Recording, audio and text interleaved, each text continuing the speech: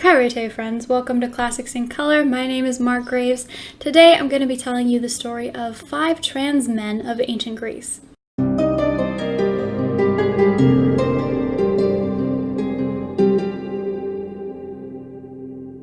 So first, quick disclaimer, I'm going to be using stories, vocabulary, ideas from the ancient world, and these aren't necessarily going to map very well onto our modern understanding of transgender people and their thought. So just warning, it's not necessarily going to be accurate or politically correct, but it's still interesting to know what they thought and the stories that they told. So first, I'm going to talk about Feitosa and Nano. So these are both basically case studies from Hippocrates' book Epidemics.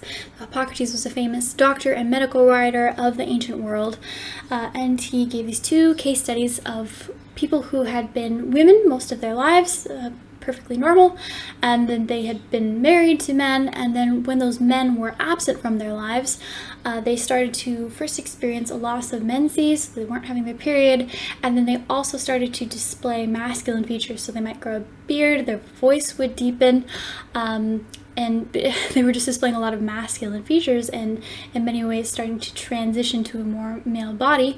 And then Hippocrates, or the doctors that were working with them, were trying to bring back their periods, and it wasn't working, and eventually both of these women apparently died. So this is a sad story and kind of confusing and odd. Hippocrates blames this on the fact that women have, according to him, more moist bodies while men have drier bodies, and so if women aren't getting the moisture from sex with men, their bodies are drying up and then becoming more masculine.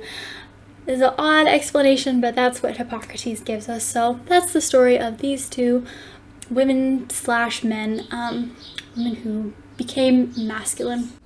So next is the myth of Caenis. So Caenis was originally a young maiden, and she was out walking one day along the beach when Poseidon saw her, and as gods tend to do, he grabbed her and raped her basically. And he was so grateful for this encounter that after he was done having sex with her, he said, thanks thanks for letting me rape you, and now I'm going to grant you a wish. Basically, he gives her a wish, and she says, well, I wish that this can never happen to me again. So basically, Poseidon turns her not only into a man, but an impenetrable man. So he's famous for becoming this great warrior who cannot be pierced by swords or by spears. And the idea also is that when he becomes a man, he can't be raped, which is not totally true, but I guess he can't be raped in a particular way. So he becomes impervious to further rapes from gods in that way, and then he also becomes impervious as a warrior, and then eventually he is killed, but it's only through a strangulation. Actually, I think somebody chokes him to death. So that is an interesting story of a woman/man who makes the most, I guess, of her hardships. So next is the story of Iphis. She's sometimes called Leucippus. She. Originally, she was a girl, and she was born in a small village to a very poor family. And actually, when her mother was pregnant with her, her father told her mother, "Look, if you have a girl, we're probably gonna have to kill her." Very harsh, because we can't afford to have a girl. If she gets married, we can't afford her dowry, so it's gonna have to be a boy. Sorry. And her mother's very freaked out by this, obviously, and she prays, and Isis appears in a dream and tells her, look, whatever you have, just raise it, don't kill it, I'll take care of it. So she gives birth, and it's a girl, and she decides, well, I'll just raise it as a boy. So she tells the father that it's a boy, and she dresses him in boy's clothes, and everyone thinks that it is a boy. And the father actually gives her the name Iphis, and her mother's kind of sneakily happy about that, because Iphis is actually a gender-neutral name in Greek.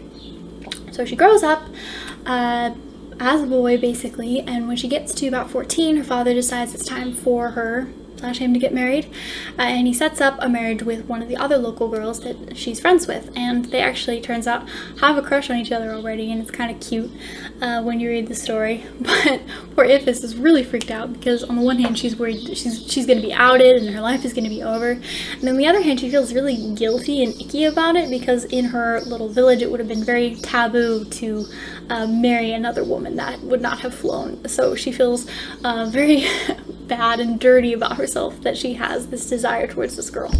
So her mother and her are both very distressed, and they go to the temple of Isis and they say, hey, look, I mean, you told us to do this, help us out a little here.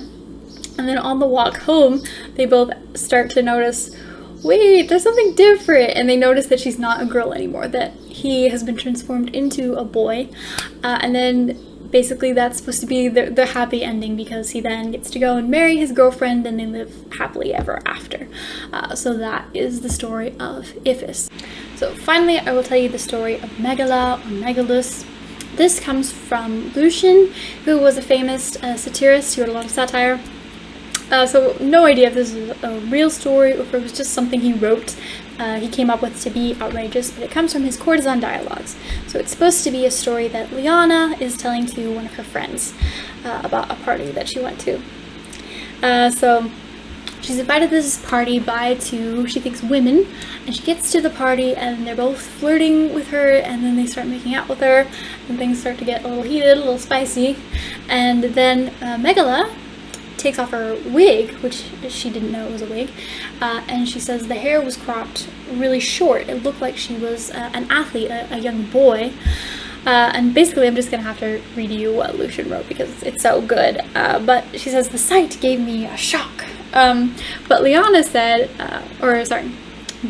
said, Liana, have you ever seen such a good looking fellow? And then Liana is just sort of confused and she says, I don't see one here, Megillah. And then Megillah says, don't make a woman out of me. My name is Megillus, and I've been married to Demonassa here for ever so long. She's my wife.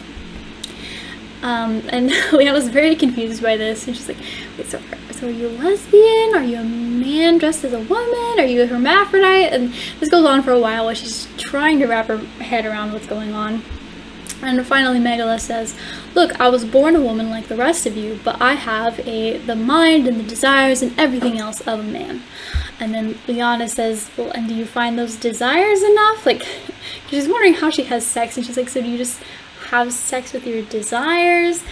And then Megillah says, if you don't believe me, Liana, just give me a chance, and you'll find I'm as good as any man, and I have a substitute of my own. Only give me a chance, and you'll see. And then Liana says, well, I did, my dear, because she begged so hard and presented me with a costly necklace and a very fine linen dress. And then I threw my arms around her as though she were a man, and she went to work kissing me and panting and apparently enjoying herself immensely. So then Liana's friend says, well, what did she do? How? That's what I'm most interested to hear. And Liana says, don't inquire too closely into the details. That's not very nice. So by Aphrodite in heaven, I won't tell you. So it's sort of a salacious little story.